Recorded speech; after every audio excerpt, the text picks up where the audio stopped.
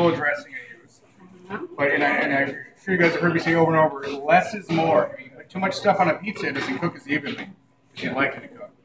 Not only do you have to cook the toppings on top, but you need to cook the dough as well. Very light on the sauce. This, the oils in it will separate later, so especially when you add the cheese on. And I do my feta cheese after the cook also to keep it better, softer consistency.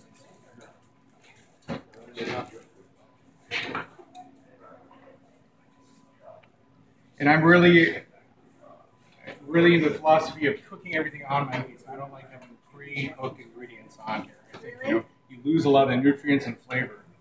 Except that usually they don't get cooked, so it doesn't develop. Well, that's exactly what comes back to making sure less is more as well.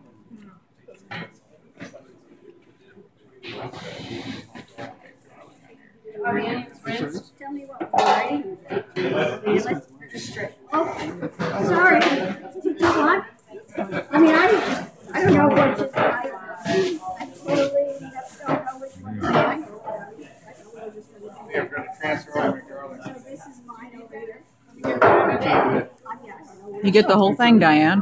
What's this? Who knew? It was some stuff it's a pork thing. It was in a container yesterday. Cheese is good. Yeah. If you were going to do a pizza bianca. What's that? If you were going to do a pizza bianca, so would you do oil on the bottom?